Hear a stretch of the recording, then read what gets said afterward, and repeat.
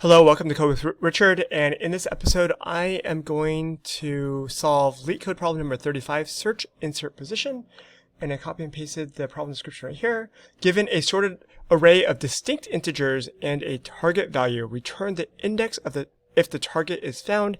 If not, return the index where it would be if it were inserted in order. And here's some code that it gives us. And I'm going to start off with some brainstorming of how did I go about solving this, and I'm thinking of doing a recursive binary search. Recursive binary search.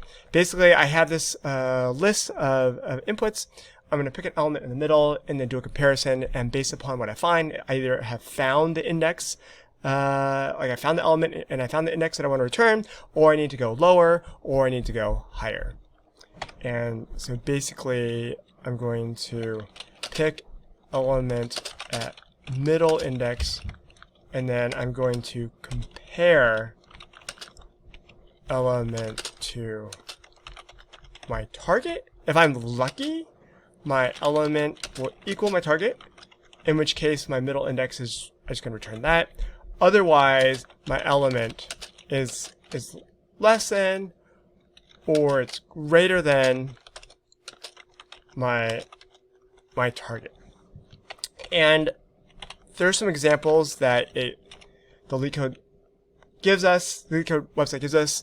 It uses this input 1, 3, 5, 6, and first one, target equals to 5. So in this case, you can see that my element is in here. So I'm going to walk through how I want to recursively solve this.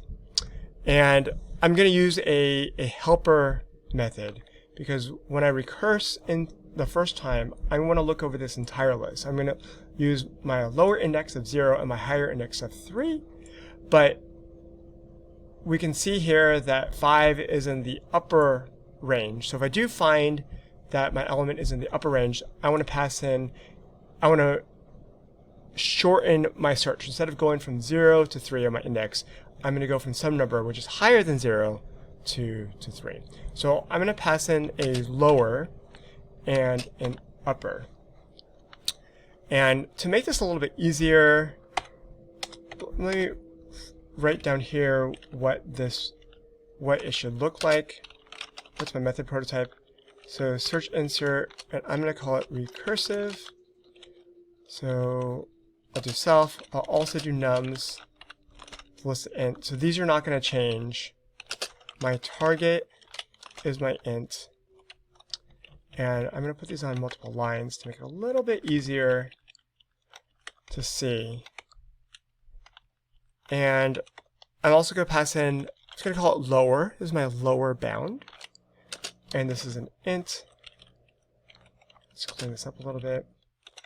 And I pass in an upper bound, and this is an int. And my lower and my upper are both indexes into my nums. And this will just return an int, which is the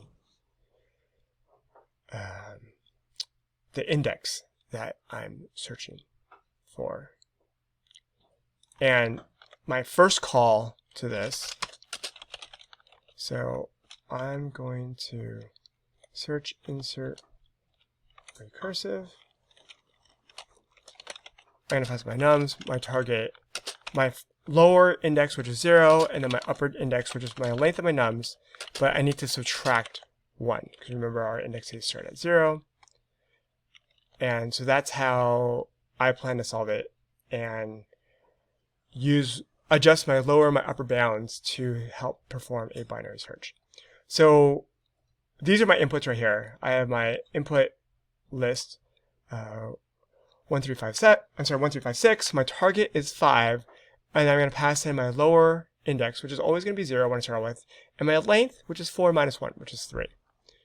And there's a couple things that I want to do. My first is I want to find my middle index. So I'm going to just call this my mid index.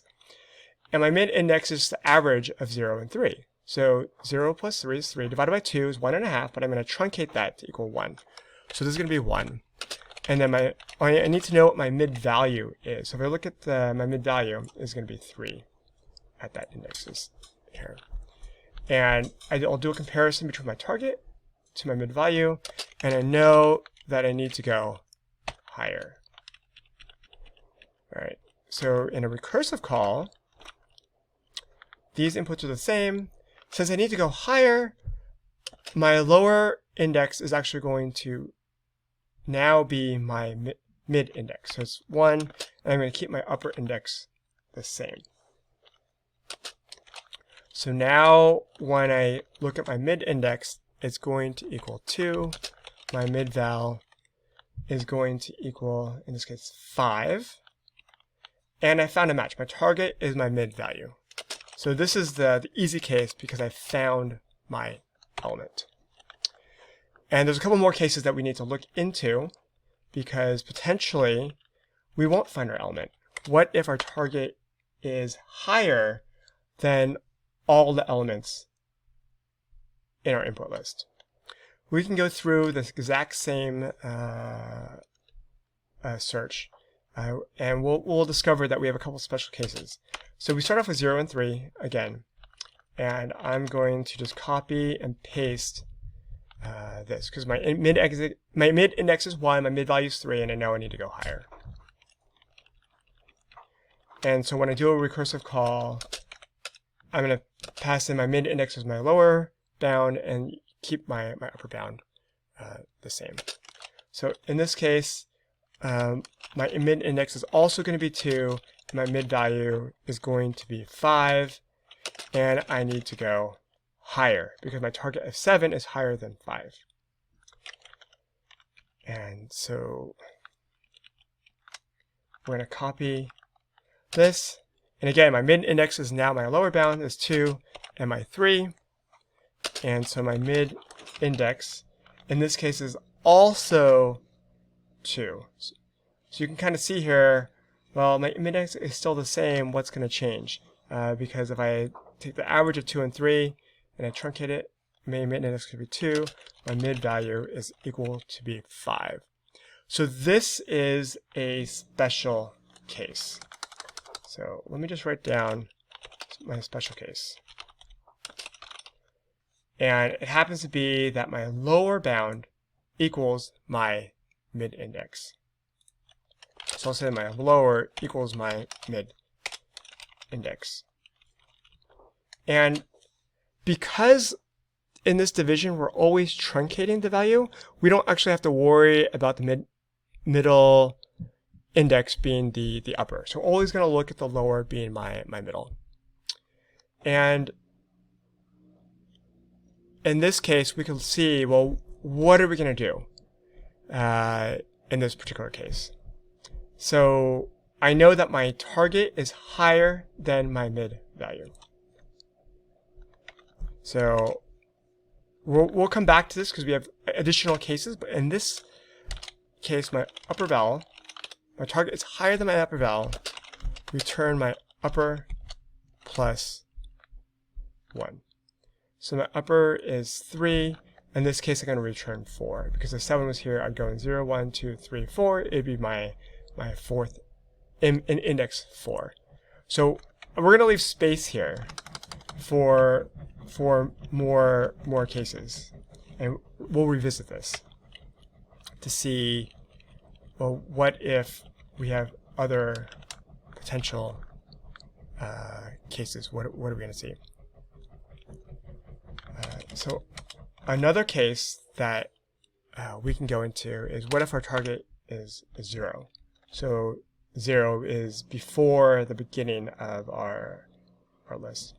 We're going to start off the same way. 0 and 3 are lower and upper bounds, and I'm going to copy and paste these notes because my mid index is 1, my mid value is 3. The difference here is that I need to go lower because when I compare my target to my value, I need to go lower. And that just means that if I want to go lower, I keep my lower bound the same, and I adjust my upper bound. So instead of going to 3, I want to go to my min index, which is 1. And so in this particular case, I want to calculate my new min index. 0 plus 1 is 1 divided by 2, and I truncate that, so it's going to be 0. And my mid value is going to be 1, because that is the value in index 0. Okay, let's keep an extra space because we're going to be adding some cases up here. And this is also my special case. So my special case, remember my special case is when my lower index equals my mid index. And so in this particular case, my t, my target, is lower than my lower val. So t is lower, and it can actually be lower or equal to my lower val. And I want to return lower here. This is my special case. And we can combine all these special cases in the same, because the special cases is basically just when my lower index equals my mid index. Okay, and then there's one other case that we can take a look at. And in this case, we say t equals 2. So if t equals 2, it is in the middle of our range of numbers, but it doesn't actually exist. Remember the first one, it does exist. We have one that's higher, one that's lower, and one that's in the middle that does not exist. And I will put 0 and 3 because our first call always uses the first and the last index. And our target compared to our middle value is 3, so we do want to go lower in this particular case. So I'm also going to copy and paste this because it's exactly the same as the lower case, because when we go lower, we replace the upper bound with our mid index, and now here's our mid index and our mid value, and we have our special case. So I'm going to copy my note for a special case here, and what do we see here? So in this particular case, the mid value is 1. Our target is 0. We have a lower value and an upper value as well. So in this particular case, because the lower is my mid value, I can just think of it as my lower value is 1, my upper value is 3, and my target, this should be 2, is actually in between. So I'm just going to say here, my target is higher than my lower val, and my target is lower than my upper val. So I have three different cases within my special case. So actually, I'm not going to put this here in my notes. I wrote up here. But let me copy and paste the special case down here, and then we have a few more cases.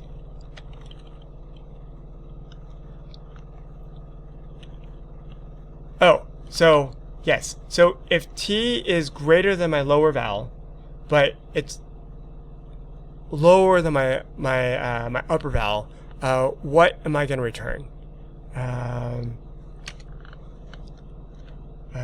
Okay, so in this case, my t equals 2, so I want to return 1. So I want to return my upper val. Return my upper. I'm sorry, I don't want to return my upper val, I want to return my upper index. Okay, so these are all the cases. So t is greater than my upper val, it's lower than my lower val, or it's in between. And if we're going to do a comparison, we can actually change it. So I can reorder this. So in logic, if I say it's lower than equal to my lower, what do I want to do? Otherwise, so if it's not less than or equal to, I know it's greater than my lower val, so I don't need to add this. So I know it's less than my upper val. So I can say, what if it's less than my upper val? So let's put this here. And again, I don't need to put another condition where t is greater than my lower val, because if it does not satisfy this first case, I know it is not less than or equal to. I know it is greater than. So we'll put that case, and then we have the case where it's higher. Okay, and I think there might have been okay. I think that was it. So now we can go into our recursive function and see how this works. I added a base case here. My length of nums equals 0. I don't think I needed that, but why not? We can have a base case just because we can always test it to see if we actually need it. And so the first thing I'm going to do is get my mid index, and my mid index is my upper bound, my upper index, plus my lower, and I'm going to divide by 2. And I'm going to use double this symbol, the double slash, because I want to truncate the output. And then I can grab my mid val, and it's just whatever value is at this particular index right here. Okay, so the first thing that I checked out was my special case. If my lower equals my mid index. This is a pretty special case, and we can go back up here and copy and paste what these cases are. Okay, so the first one, target is less than or equal to my lower val. So, alright, so if my target is less than or equal to my lower value, which is the value in my nums at my index lower, then I want to return my lower value. Okay, so I have this one done, and so now is it less than my upper?